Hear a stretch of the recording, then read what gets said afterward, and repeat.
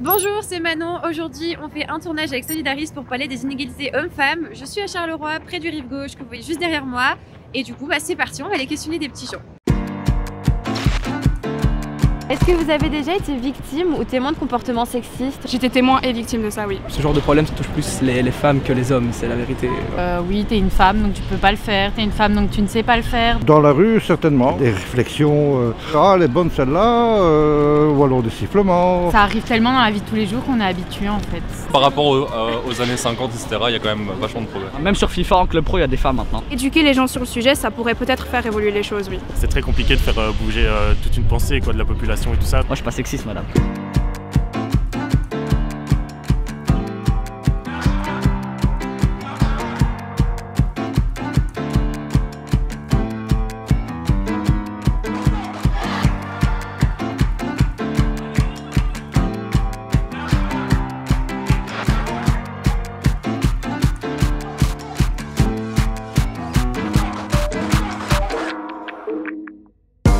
Parler par exemple du livre de Myriam Leroy, Les yeux rouges, dans lequel en fait elle a raconté, enfin romancé en tout cas les violences qu'elle avait subies en ligne, et le jugement est arrivé en 2021, en décembre, oui, en décembre, hein, c'est ça, oui, c'est ça.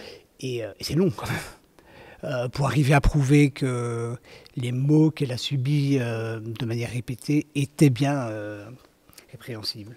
Et voilà, c'est vrai que les mots qu'elle a lus, c'était assez horrible en fait. Parce que nous, elle nous a fait un petit résumé et c'est vrai que son avocate a lu à la cour et à toute l'audience les tweets qu'elle avait reçus, etc., les messages, et franchement, c'est à vomir, quoi. Et elle a eu gain de cause, donc c'est très rare aussi quand on a gain de cause pour le cyberharcèlement.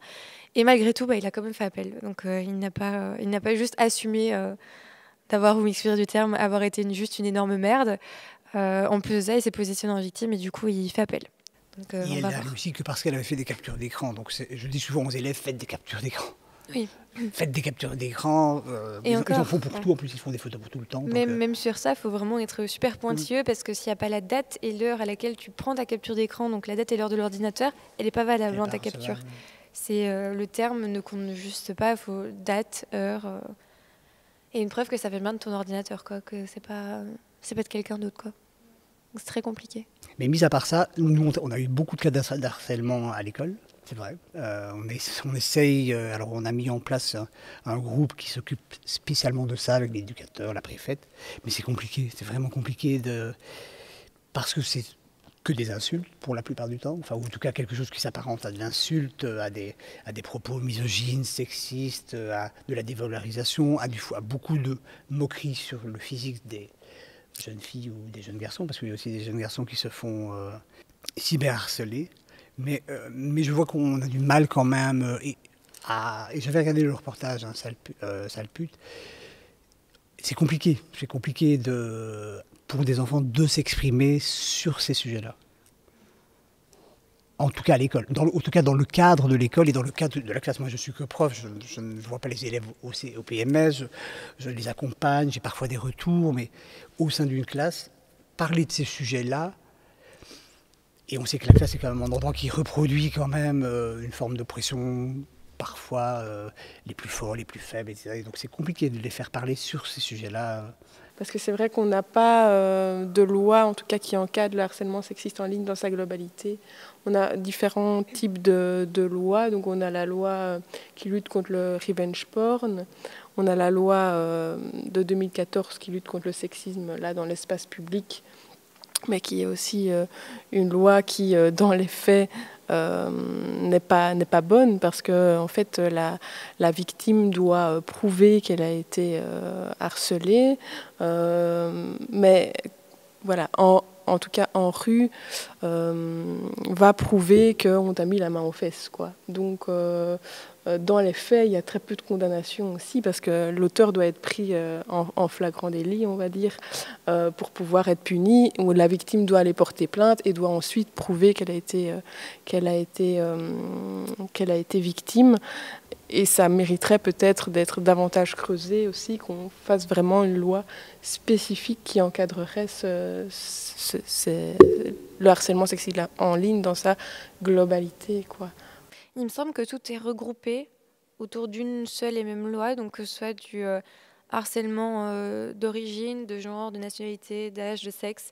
Enfin, tout est regroupé sous une seule et même loi. Donc, c'est pas vraiment traité au cas par cas. Et c'est pas traité différemment l'un de l'autre parce que de toute façon c'est pas traité tout court, donc voilà. Mais il me semble qu'il n'y a pas vraiment de différence entre les différents types de harcèlement. Après, il y a des différences qui seront vues quand même dans le type d'insultes et de propos qui seront tenus à l'endroit des personnes qui... Voilà, si c'est plus quelque chose lié à leur genre, à la race, à des insultes purement gratuites. On arrive quand même à dire, quand on analyse ce qui est dit, on se rend compte de la nature des propos qui y sont tenus, c'est ça que je veux dire. Même au niveau de l'analyse, c'est super compliqué parce que de temps à autre, quand j'ai donné des captures d'écran à mon avocate, elle me dit que concrètement, ça ne sert à rien, quoi. Tu vois que c'est le même pseudonyme, le même type de pseudo, le même type de photo de profil, c'est le même moyen, la même approche. Comme il n'y a pas une insulte dedans, c'est pas recevable. Donc cette personne-là, concrètement, elle a rien fait, tu vois. Alors que indirectement, directement, cette personne harcèle, cette personne fait partie du groupe de harceleurs, mais étant donné qu'elle n'a pas soit coché une des cases, donc soit du sexisme, soit une insulte, soit de l'homophobie, soit du racisme, ils s'en foutent concrètement. Ils le prennent pas en compte en fait dans le harcèlement, parce qu'elle a beau appartenir à ce groupe. C'est toujours qu'une théorie, quoi. Ça peut être une circonstance, qu'il ait le même type de pseudo, le même type de photo de profil. Donc c'est vraiment super mal foutu, les lois pour le harcèlement, enfin surtout le harcèlement en ligne pour l'instant. C'est pour ça d'ailleurs qu'il n'y a quasiment aucun dossier qui aboutisse, parce qu'il y a toujours un moyen de contourner le problème, étant donné que c'est tellement flou qu'on ne sait vraiment pas avoir quelque chose de précis et savoir exactement pourquoi on va traiter le dossier, quoi. C'est tellement flou que... Toi, tu as ressenti par rapport justement à ces mots, à ces remarques répétées Je trouve que c'est tout aussi rabaissant et humiliant que si la personne te le disait en face à face. Je pense que si sur Internet, on te dit t'es grosse 14 fois sur la journée et que en vrai, après ta famille te dit 14 fois sur la journée t'es grosse, ça a le même impact. Ça reste quand même un espace public dans les deux cas, donc que ce soit en vrai ou sur Internet, pour moi ça a le même impact. Tu restes un humain derrière, tu te prends quand même la même remarque. C'est juste que pour les gens c'est minimisé parce que sur Internet c'est que des mots. On a un peu plus l'impression qu'on parle à un ordinateur, qu'on parle à un énième compte sur la journée. Et je pense qu'il y a un peu ce truc que les gens ont oublié, que derrière un compte, c'est un humain qui le gère, c'est un humain qui reçoit ces remarques. Et voilà, et je suis persuadée que les 3/4 des harceleurs, tu leur demandes de lire ce qu'ils t'ont envoyé en vrai, ils n'en seraient même pas capables. Ils n'en seraient pas capables parce que c'est tellement plus simple de l'écrire que de le dire et de l'assumer que voilà.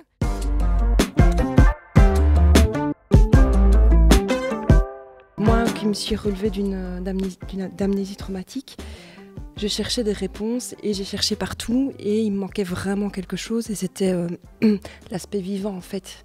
J'avais besoin de voir quelqu'un, de parler avec quelqu'un et en Belgique il existe très peu de centres où il n'en existe pas. Pour des femmes qui puissent se retrouver et discuter du viol. Il y a un centre qui a failli être ouvert en Belgique et la fille, c'était l'année passée, l'ASBL devait ouvrir et elle s'est fait taillader le corps au couteau à pain, ici sur le boulevard, pour que l'ASBL n'ouvre pas. Donc il y avait vraiment un truc et où j'étais investie aussi dans ce... Et je voulais que ce soit vivant, en sachant qu'on prend des risques. Et donc du coup j'ai écrit et j'ai rendu ces textes sonores avec des comédiens, avec de la musique, etc. Et au plateau, donc ça rentre dans la cage spectacle parce que c'est un spectacle, mais j'aime pas les cases. Au plateau, je fais on va dire la performance où je parle pas mal du regard en fait, qui rejoint un peu tous les... On n'a pas parlé du regard, mais il est fort présent. Et aussi, je fais de la reconstitution de crime. Donc, je replace vraiment le viol en tant que crime parce que peu de gens savent qu'en fait, c'est un crime qui est punissable. Et je replace, voilà. Je redéfinis ce que c'est et je parle pas mal aussi du silence. Enfin oui, je parle du silence et je dis aussi qu'on peut crier en silence. En sous-entendant le mutisme et du renversement de la honte et aussi de la justice et voilà. Ça t'a libéré ? En fait, donc le spectacle il s'appelle Marche salope. C'est pas du tout un objet thérapeutique. Et je le voulais pas parce que je trouvais que c'était un peu un terrain pas très. Je voulais vraiment le séparer. Non, je voulais vraiment le séparer de ma vie privée. Okay. C'est ce que j'ai fait. Mais après, je pense que ça m'aide quand même parce que du coup, je me sens active dans la lutte. Et donc, oui, ça m'aide, mais c'est pas du tout un objet thérapeutique et je parle pas de mon histoire dedans. Je l'utilise bien sûr, mais je ne raconte pas mon histoire. Mais quand même, quand on va dans l'émotion, quand on essaye de raconter une émotion, c'est pour que ça fasse du bien, enfin, ou en tout cas pour le public, que le public puisse recevoir ces émotions et essayer de les faire siennes et d'être en empathie avec le vécu qui a été le tien. C'est ce qui est plus compliqué avec l'art. Oui, mais je crois que, moi je l'aborde d'une manière très poétique et je pense que c'est très troublant en fait d'amener de la poésie. Enfin vraiment, moi c'est un axe que j'ai choisi, c'est d'agir par le sensible contre la violence. Et c'est un peu troublant en fait. Et moi c'est mon axe à moi, mais je comprends qu'il y a des femmes qui se mettent toutes nues et qui hurlent sur des places, je le comprends aussi. Mais moi j'ai vraiment pris un axe très doux, oui. Donc, et je voulais qu'on ressorte chargé de bonnes ondes, quoi. C'est un outil de lutte, c'est pas du tout. Faut pas parler. Moi, j'aime pas qu'on parle de la victime, etc. Non, je voulais vraiment que ce soit un outil qui puisse servir et qu'on sorte de là et qu'on se dise ah ouais, j'ai appris des trucs et on va mener le combat. On est parti, quoi. Je pense que justement, ça peut faire réfléchir et que ça peut être une approche totalement différente de ce qui est fait pour l'instant pour parler et aborder tous les sujets, quoi. Mais je crois qu'en 2022, on doit prendre toutes les approches. Elles sont toutes bonnes pour moi. Peu importe la forme, il faut attaquer sur tous les fronts. Marcelov, c'est 2 adolescentes qui ont été portées plainte à la police. C'est un peu ce qu'on discutait tout à l'heure. C'est exactement la même chose, transposé sur le viol. Et le policier a déclaré que pour éviter de se faire violer, il fallait éviter de s'habiller comme des salopes. Et de là est né les slut walk aux États-Unis et au Canada, des marches de salopes. Ça vient de là le titre. Et ça, c'est vrai que c'est MeToo qui a vraiment permis de conscientiser le fait qu'à un moment donné, alors ce MeToo c'était sur un domaine très particulier qui ne s'applique pas à mes élèves, qui ne s'applique pas forcément à toutes, mais qui avait le mérite de dire on a une voix ou les femmes ont une voix. Moi, j'ai pas eu de manifestation. Enfin, quand j'étais jeune, je n'ai rien dû manifester, rien dû avoir de haute lutte. Là, j'ai senti qu'il y avait l'occasion d'avoir de s'approprier un combat et de faire en sorte que les choses soient mieux pour la moitié de l'humanité, ce qui est quand même puisque un homme sur deux est une femme. Un homme sur 2 est une femme. Oui, ça a déclenché quelque chose et maintenant on a des nouveaux hashtags avec Balance ton bar.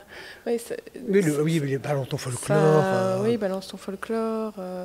Balance ton prof aussi. Oui, c'est vrai qu'ils n'ont pas encore fait ça, mais ça va arriver un jour. Non, mais c'est vrai que c'est dans tous les milieux et la parole se libère de plus en plus. Je pense aussi qu'il y a quelque chose maintenant qu'il faut prendre en route et qu'il faut continuer à sensibiliser par tous les moyens, comme tu dis, que ce soit sur les réseaux, par les spectacles, par l'art, la culture, l'éducation permanente, tendre vers une société plus égalitaire et plus solidaire. Est-ce que vous avez su que vous étiez féministe ? Si tant est que vous l'aviez su, si un jour vous vous êtes dit « Ah !» Moi, j'utilise le mot féminisme, je ne sais pas si c'est un bon mot, en fait. Moi, je ne sais pas qui me dérange, mais c'est pas... moi, j'ai l'impression que je suis plus une humaine, en fait. Et je déteste qu'on me dise que je sois une femme, ou j'aimerais tellement qu'on soit neutre, qu'on oublie... J'aurais tellement envie que ce soit quelque chose de beaucoup plus global, qui englobe les mecs, les femmes, les homos, peu importe qu'on oublie, en fait, notre sexe biologique. J'en ai marre que notre sexe biologique soit dans une case, en fait, qui nous définisse. Moi, je ne me considère pas comme une femme. Christina Taubira dit que le féminisme est un humanisme. Voilà, c'est ça. C'est plutôt un humanisme, c'est ça. Mais c'est vrai que le féminisme peut avoir parfois mauvaise presse, parce qu'on va considérer les féministes parfois comme des hystériques, on va avoir des idées reçues sur les féministes qui sont aberrantes, mais c'est quand même important de revendiquer ce féminisme, d'inclure aussi toutes les communautés, toutes les personnes, les hommes, les communautés LGBT. Enfin, il faut qu'on soit tous unis pour défendre, je pense, le féminisme et faire évoluer les droits des femmes. Moi, c'est venu naturellement, je pense. Oui, naturellement. Et encore dans mon entourage, parfois, quand j'ai des discussions avec mon entourage, j'entends quand même parfois encore du genre, oui, les garçons, ils sont plus brusques, ils doivent être plus forts. J'ai un petit garçon qui a 15 mois et quand j'entends ça, ça me prend quand même un petit peu aux tripes. Je me dis, mais non, enfin, ça amène des débats. C'est vrai qu'on va me dire parfois, ah oui, c'est vrai, toi, tu es féministe. Oui, je suis féministe et je suis fière de l'être. Ça engendre des débats, mais en tout cas, moi, je me revendique vraiment comme féministe avec, bien sûr, inclure les hommes dans ces mouvements. Et tous ensemble, je pense qu'on va faire avancer les choses. Les gens te considèrent comme féministe à partir du moment où tu demandes juste les mêmes droits qu'un homme. Enfin, mon papa m'a toujours appris que je ne vais pas dépendre d'un homme, qu'un homme n'était pas plus fort que moi, qu'il valait pas mieux, qu'il n'était pas plus capable que moi. Et donc, c'est vrai que dans ma famille, moi, ça a toujours été quand même mis sur un piédestal. Même si c'est vrai que j'ai souvent entendu aussi ce discours que, par exemple, mon frère est quelqu'un de très sensible. Et par exemple, c'est souvent quelque chose que j'ai entendu mon père lui dire, que c'est un garçon et du coup, ça pouvait pas être une mauviette, qu'il pouvait pas se montrer faible, qu'il pouvait pas être triste. Ou du moins, donc j'ai déjà remarqué dans mon entourage que ils sont très sur le fait qu'un homme et une femme doivent avoir les mêmes droits. Mais parfois, dans les propos, ça ne suit pas vraiment ce qu'ils revendiquent. Après, moi, j'ai eu longtemps du mal avec juste le fait qu'on me lie au terme féministe, juste parce que c'était très, très mal perçu. Et que automatiquement, les gens disaient que j'étais du coup la folle hystérique du village qui criait qu'elle devait être supérieure aux hommes, etc. Des gens qui n'avaient absolument rien compris, en fait. Et j'ai été entourée aussi, à un moment donné, par des mauvaises féministes. Donc des femmes qui vont remballer un homme qui se dit féministe, un homme qui dit oui mais moi je veux que les femmes soient mon égale, je remets pas du tout en cause ça, et des femmes qui le lynchent en disant non mais t'es un homme, t'as pas le droit d'être féministe en fait. Donc voilà, je dirais que je suis un peu passée par toutes les étapes quand j'ai participé au documentaire Sale pute. J'ai rencontré enfin des femmes qui savaient ce qu'elles voulaient et qui voulaient pas en fait être supérieures à un homme, qui voulait juste exactement la même chose et qui réclamait un peu plus en fait. Et toi, t'es féministe? Oui, alors moi je l'ai même fait tatouer. J'ai fait un tatouage dans le cou, j'ai tatoué le mot féministe ici. Parce que comme je suis un garçon... Oui, vous pouvez le voir. Excellent. Il est là. Parce que comme je suis un garçon, c'est pas plus difficilement défendable, je le défends très très bien. Mais quand même, il faut l'affirmer de manière, et je l'affirme tout le temps, et de manière très identitaire, que je suis féministe. Parce que comme je ne suis pas une fille, il faut que je l'explique quand je le dis. Et donc voilà, donc je m'amuse à me justifier tout le temps des raisons pour lesquelles je suis devenue féministe, qui est en fait liée au fait que comme je suis... que j'ai été aussi agressée, alors pas parce que j'étais une fille, mais parce que j'étais gay. J'ai subi quand même aussi, alors à une moindre échelle, mais quand même, j'ai quand même connu les insultes, les moqueries, et qu'à un moment donné, je me suis dit, en fait, c'est les mêmes luttes, c'est un même idéal et une même volonté d'être qui on est, et qu'on ne soit pas jugé pour ce que l'on est. Mais il faut dire qu'on est féministe, je crois qu'il faut le dire haut et fort, il faut toujours le dire, le répéter. C'est vrai, parce que s'ils ne l'entendent pas, ils ne sauront pas ce que c'est. Donc moi, je le redis, voilà, et voilà. C'est ma manière à moi, on peut pas, les combats qu'on mène, on les mène jamais qu'à notre propre niveau. Avec toi, avec une pièce, vous avec votre travail, voilà. Donc on peut jouer là-dessus. Donc voilà, moi je me dis que mes élèves, elles savent qui est Simone de Beauvoir au bout de l'aréto, et ça me soulage. Je me dis au moins elles en auront lu.